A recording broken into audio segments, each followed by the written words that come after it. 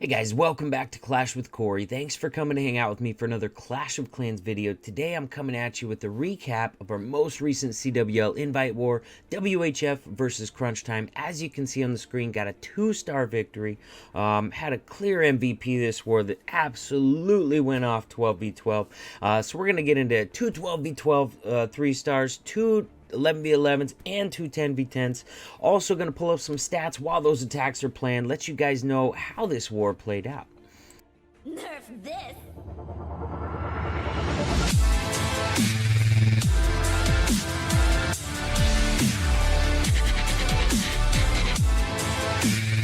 If any of you guys are new to my channel, make sure you smash that subscribe button and ring that notification bell. First of all, we're going to take a look at enemy team, the triple on their number 1, and that is going to be by Lex Knows himself on his Town Hall 12.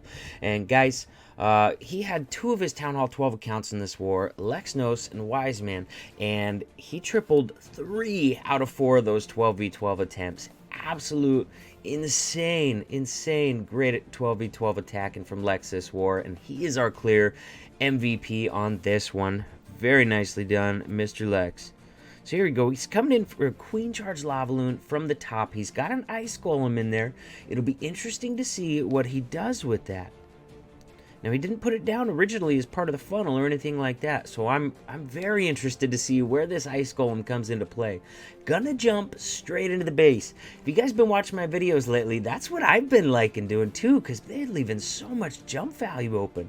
You have to defend siege machines first, and you can't do both. You can't defend the jump and siege machines at the same time. There's just, you know, there's just no way to defend it all. So right now, jumping into the base a lot of times is going to give you a ton of value, and that's what Lex is going to do here. He's already got the enemy queen down, all right? She's finishing off the enemy CC right now. She's going to finish off the Eagle Artillery next. Holy moly. A whole bunch of value in there, you guys. Whole bunch of value. What do we got coming in on the bottom there? Oh, that was just the king, I think. Finally petering out. Look how much those trash buildings he cleared out there before Tesla Farm finally took him out. Had to end up popping his queen's ability there because she was being hit by a ton of expos. Bunch of expos. Now, he does not have the Town Hall down yet, so you know he's going to have to save his Grand Warden ability for that Town Hall. Otherwise, the group of loons that are on the Town Hall are not going to survive that blast. So let's see how this one plays out, you guys. Stone Slammer was coming in on the left. Now, it has popped. This group right here should be able to take care of that expo, although, oh my gosh, they're not backtracking for that expo. That expo could be problems. He did pop the Grand Warden ability coming out of that Town Hall, so the loons survive. Oh my gosh, the expo is stuck on the Grand Warden now. He's got loons down here trying to finish off this last section. He brought some in on the backside. That's where that Ice Golem came in, you guys. Ice Golem came in right here to try and freeze this whole Tesla farm, make it a little bit easier for those loons to get through, and it did. So at this point, they're finally going to backtrack for that expo that they missed, and there's just too many loons left, you guys. Too many loons left. This base is wrecked by jumping in his Queen Charge, using the Stone Slammer on the backside, using that Grand Warden ability to get through that Giga Bomb that is the Town Hall. What a beautiful Queen Charge Lavaloon triple. Guys, all 3 of his triples were Queen Charge Lavaloon this war at 12v12. You know, and a lot of that has to do with the Ice Golem CCs not really being a thing anymore. And you'd say, why is that? You know, Hounds and Ice Golems don't target loons. You know what I mean? Well, the difference with Ice Golem CC is you were already protecting pretty well against ground with that Ice Golem CC, so you didn't have to worry about running ground skellies. With a Hound Loon CC or Hound Baby Dragon CC, you're leaving yourself wide open to miners if you're not running at least 1 or 2 ground skellies, and that's really opened up a lot of these bases for Queen Charge Lavaloon, because all of a sudden, you know, a lot of guys can't afford to have all air skellies anymore like they could with the Ice Golem CC, and so Queen Charge Lavaloon is just right back in the meta. I mean, to a humongous degree at Town Hall 12, Town Hall 11. You know, it never really left at Town Hall 10, but you know, it's back in there as well. Once again, Queen Charge Lavaloon for the second one. While this one is playing out here, this time on his Wiseman account, this time I'm going to pull up the stats, and we're going to check it out, how this went down. I'm going to start where I always start, 10v10. All right, our Town Hall 10s went off this war. 64% hit rate, 10v10. They cleared all the 10s, they scouted all the 12s, and they still had, I believe, a scout left over. Well, actually, they had a second go on the Town Hall 12s because they had one attack over after scouting all 6 12s, clearing all the 10s, and they got to go back and put an extra 2-star on a Town Hall 12 that wasn't quite 2-star the first time, maybe even 2 extra attacks. So very, very well done. Town Hall 10s, freaking all-stars this war. They really set us up for success. Town Hall 11, we got off to a scary start, you guys. Town Hall 11, I think we started like 1 for 8 or something. Town Hall 11, it was scary. Yeah, it was scary. But you know what, we buckled down, we turned it around, managed to turn that into a 42% hit rate, which is not where we want to be, you know, definitely not where we want to be. But when you consider how we started, I would say, you know, that's not too shabby. With how the war started off for us, 11v11. Now, enemy team, almost forgot about them. CrunchTime there went 47% 10v10. I'm sure they'd like to get that a little bit higher, but it's not horrible, not too shabby. Really close to that 50% mark. So, and their Town Hall 11s did quite a bit better than ours. They went 55% hit rate, guys. That's a killer hit rate, 11v11. Just really no two ways about it. That's a killer hit rate. 11v11, 55%, 11v11. Town Hall 12 is where the big difference was. And that was where, you know, Lex all-starred this war, going 3 for 4 on his 2 accounts. Oh my gosh. Insane stuff. And those guys, those were our only 3 Town Hall triples this war. We had 9 attempts and went 3 for 9 for 33% Town Hall 12 hit rate. CrunchTime struggled 12v12. They went 1 for 10 on 12v12 attempts for a 10% hit rate, 12v12. Which, you know, I'm sure that's not where they like to be, but honestly, sometimes it happens, you guys. I think that might have been our 12v12 hit rate last war, close to it. So, good war to CrunchTime. It was close all the way until the very end, when Lex just started going off 12v12, and yeah, good war all around. Good game to CrunchTime. Very nicely done indeed. Now let's get into this next attack. We're on 11v11 now. Enemy team. Attack on number 10 gonna be Dan Howe on his Qwata Graham account, coming in with a Queen Charge Miner. Dan 6-pack this war, very nicely done. Not only did he 6-pack, but then he fed me a couple of Queen Charge plans, and I tripled one of them, and I got a 99% on the other one. There's a Town Hall 11 that had all 4 Troll Teslas. Would have had it. Like, it didn't go great, but still would have had it if there was not 4 Troll Teslas, because I think my Queen got a shot off on the last Troll Tesla.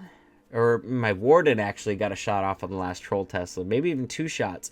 One more shot would have done it, but I was out of time at that point. Too many Troll Teslas. Too many things went wrong. But it did triple one of them. So 2 excellent Queen Charge plans from Dan on my attacks as well. Somebody's able to easily and quickly clean up. Shocker cleaned up that 99% I had. So not only is he 6-packing, but he's hooking us up with some excellent Queen Charge plans as well. Guy is a Queen Charge wizard, and you know, very good at a lot of attacks, but really very, very good at this Queen Charge Miner, especially right now. Queen is in there. She's raged up, and so are her healers. So she's locked on that Hound right now, but she needs to turn around and take care of that Loon. She needs to turn around and take care of that enemy Queen. Oh my goodness. Now she's going to have to take care of those pups. You'll notice he's got 1 minion in his composition that came in to help with that Hound. All right, these were fresh hits. He wasn't sure it was a Hound, but he had 2 camp space left over, so he used a minion, or brought it specifically for that, just to help get through those lava pups a little bit faster. That minion on its own accounted for 3 lava pups, allowing that Queen a few extra seconds to get on with her day, and to keep grabbing some value. Now he's got a P.E.K.K.A and a Wizard on the other side here, trying to take out these trash buildings right here so the miners stay in the base. They're running into some early ground skellies over there. Queen Charge is going really well, so we're not going to focus on her. We're going to focus on these miners. There goes that Warden ability. Managed to catch the P.E.K.K.A over there and all the miners in that Warden ability. Very nicely done. Every time that P.E.K.K.A grabs an extra building around the outside, that keeps those miners focused in there for a little bit longer. Now off screen there, he had another rage on his Queen. She was running into some more damage. Now she's going to break out this wall and meet up with the miners on the backside. Very, very nicely done. That's crazy. I would not have thought to miner the base this way. I mean, after the charge got what it got, then I could totally see it. But I mean, it's like a longer base. I would have tried to walk her down one side. You know what I mean? But the way that queen charge went, it was perfect. I mean, it ended up with a nice little path through the rest here. For some reason, they skipped this air defense entirely. No clue why. I mean, they were on this building at some point and could have very easily gone at least a couple of them over here to got it. But you know what? It's not going to matter, you guys. This base is wrecked. Queen is still up. Warden is still up. Several miners still up. Plenty of healers still up to keep all those troops still up. Wrecked this base. And guys, you'll notice in this composition, that's not a ton of miners. It's only 22 miners, all right? The queen charge is a massive part of this attack. And then having a P.E.K.K.A. or King or both to go around the outside of the other side of the attack is pretty huge as well. That way you can keep the miners that you do have focused inside the base like Dan showed us right there. Now we're going to take a look at an Electron 11v11 attack. This one done by Qwata Graham. And this is pretty cool, you guys. He's going to bring his Electron in right here all the way across the base. How's he going to get it in that far, you might ask? Well, he's just going to use a Hound to cover up this air defense. A lot of times if it's on the outside, you use a Hound followed by a few Loons, but the Loons would not have passed there. They would have gone this way or this way, and they just would have died. So he doesn't waste any Loons. He just sends a Hound to cover that up. So he gets his blimp all the way on the far side of the base right in here. Those Loons are taking stuff out. The E-Drag got the queen down. And he just really hollows out the whole core of this base, you guys. Some crazy cool stuff by Qwata Graham on this one. Got rid of one sweeper, so that's going to be able to determine which way he's going to start his Lavaloon from, and hopefully not have to fight it very much. At least he's not going to have to fight two sweepers. Oh my gosh, you guys. He's got another E-Drag in this composition just to help funnel this outside trash. Guys, that's pretty brilliant. Wow, I really like that. I mean, E-Dragon's not always a good fit, but sometimes it's an excellent fit. And right here, that was a ton of trash. Guys, he definitely, obviously wants this king and queen to walk this way, grab this air defense, grab this wizard tower, make this multi-target inferno a little bit easier to path to, a little bit easier to get to. Wow, holy moly, that E-Dragon of his own with the Electron, I really like that. I don't know if I've ever seen that before, honestly, you guys. That might be a new one on me. Hits that tornado trap. Some Loons are stuck in the toilet for a while. Heroes are doing their thing over here, you guys. They're doing some good work, getting exactly what he wanted. Wizard tower, air defense, gonna continue wrapping around, grabbing some more value as well. Got Lalo coming in on this side, freezes that last remaining sweeper so that he can hopefully path in there and get that stuff taken out. Wow, that sweeper's down now, you guys. Got caught with a drop of something, or a lava pup, or something along that lines. Remember, the E-Dragon, I think, had a chain off on it, so it was only at like half health or something like that. Guys, wow, this base is looking good. He's still got his Grand Warden ability, has not needed it yet. Still has 2 haste spells. Guys, this base is wrecked. Cleanup's already working around this side of the trash ring. Got a few minions down here doing the same. And wow, very nice attack. Of course, the Loon path in, they're going to back out. But he's still got one more haste, guys. So he's going to hasten that last section. Make his Loons invincible until they're sitting right on top of that multi-target inferno. And that base is wrecked. Very nice hit by Qwata Graham on that. Hold on, guys. I got a cough. Oh, gotta do that away from the mic so I don't deafen all of you. I'd get some angry comments on that one, I believe. So now, guys, we're into 2 Town Hall 10 hits, 10v10 hits. First one I gotta show you is pretty cool, guys. You guys have seen a ton of drag bat, but this is all the dragons with none of the bats, all right? This is just a straight up dragon attack with a clone spell. I don't know, guys. I'm not that familiar with this attack, although I know it's an older attack, and I believe it's called a clone bone. Correct me if I'm wrong in the comments below. I can see where the clone comes from, because, you know, there's a clone spell right there. I have no idea where the bone comes from. Not at all. So if you guys know the origin and the name of that attack, this attack, the dragons with the clone spell, the clone bone, let me know, because I'm really curious, because I have no clue where that bone part comes in on this. But here we go. He's just gonna pick apart this base, you guys. That's it. He's just gonna pick apart this base. All right. He did some stuff over here, create a little bit of pathing, take out a, gosh, I don't know, maybe a Troll Tesla or something over there while I wasn't looking, probably mostly for the sake of pathing. Now, obviously, with the heroes, he wants to create more pathing. More importantly, though, well, just same level of importance. Pathing is just as important as probably more important than anything, but the queen's also going to grab that air defense right there. One less air defense for those dragons to deal with. Now he's only got 7 dragons on this attack, you guys, and he had like 15 loons to start with, or maybe he just started with 12. I'm not 100% sure, but a lot of loons in this attack. Stone Slammer, all right, Stone Slammer's direct targeting this bomb tower, so obviously it's going to be trying to take out this air defense, maybe even this one down here as well. It's not going to last very long because it's going to be taking air defense fire pretty much immediately, but it might get that air defense down right there. Oh, it does get one air defense down. Dragons are working up through the middle. No air defenses in here for them to deal with. He gets that clone spell on, places it forward a little bit. He wants to catch loons in it, but if you place it a little bit forward, the loons are going to clone out in that direction. And he wanted to get him a little bit closer to that air defense, which they got down very, very nicely. Hasting him through, heal for the loons as well. So those loons are doing really nice health-wise. Now the last dangerous thing in the space is this air defense right here. All right, it's being tanked by some dragons while a loon sneaks in, helps out the dragons, get it down. And guys, just like that, all the air defenses in this base are gone. Now that's not always a victory. Sometimes if you got enough point defenses, you could still get in trouble. But guys, with that Expo, went down the last point defense as well. Very nicely done by Sun2 on this one. Just methodically picking apart this base, taking it apart, using the heroes for pathing, using them for 1 air defense as well, using that Stone Slammer with loons and a clone spell to take down 2 more air defenses, leaving the rest of the dragons and loons just 1 more air defense left over to deal with. Very nice hit by Sun2. Way to pick that base apart and just really take it down. No bat spells needed, just dragons, a plan, spells, good to go.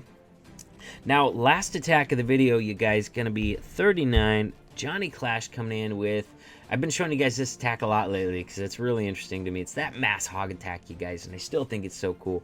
And in the other 5 attacks of this video, none of them were hogs, all right? At this level of competition, guys, hogs just aren't used that much.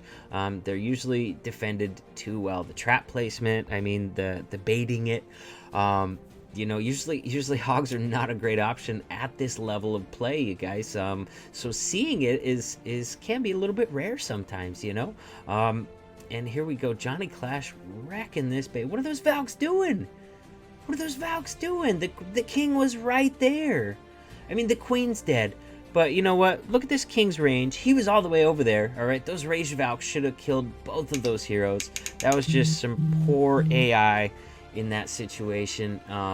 Valk's really not doing what they were supposed to do right there. Hopefully, when the heroes come around, I don't know, there's too much fire. I don't think the king and queen are going to be able to take care of this king. But here we go. Hogs are coming in from the backside. Did create some pathing and kill the queen. He used an archer to lure the hound out of the way. Unfortunately, he's got wizards on cleanup that are totally going to pop that hound. You want to set many more archers than that out there. Plan your hog pathing so that after the archer, the hound pulls to your hogs. That way it stays away from your cleanup wizards, stays away from your queen. Oh my goodness, this one got a little hairy on Johnny here. He's gonna manage to get it done anyways. Sometimes when stuff goes wrong like that, it just makes it that much more impressive when you get it pulled off. He's got so many hogs, you guys. That's why he's gonna pull it off. So many hogs. That wizard is trying desperately to pop this hound down there. We got one more wizard coming over here to help pop that hound. Oh my gosh, the hound actually killed that first wizard. Oh my gosh, we're about to see a whole bunch of lava pups on the screen. Looks like they might aggro over to the queen. She's got half health. We'll see how many of them she managed. Oh my gosh, that hound solo killed 2 wizards. Oh my gosh, did they up the damage on the hounds or something? That's crazy. Usually a wizard pops a hound every time. Now, he's got so many hogs left over that while his queen and wizard are in there in trouble, getting killed by those pups, his hogs are going to finish this one off. Whew, crazy stuff, man. So many hogs left. Obviously, a good choice on the attack from Johnny because he had, 20 of those 39 hogs left at the very end at least. Really crushes this base hog-wise. There was just some scary stuff going on with the hound there, but made for an interesting watch, that's for sure. So if you guys haven't already, don't forget, smash that subscribe button, ring that notification. Check out details below my videos when you get a chance, because in there I've got links to all my social media, all right, especially my Discord server, which is hands down the best place to get a hold of me. If you guys haven't noticed already, check this out. Check out this new WHF emblem right here. Golly, leader WHF whipped that up to match my colors. Use my little axe right there. How sexy is that new logo? Oh my gosh. And I just ordered 3 shirts with the old logo too. Now I have to order a whole bunch more swag. from the WHF store, because let's face it, guys, this new logo way cooler than the old school one. It just is. So with that, guys, you know what? Hope to see you in my Discord server. I'd love to see you inside the WHF family. Give me a shout on Discord if you're thinking about applying. But either way, guys, I will definitely see you in the next video.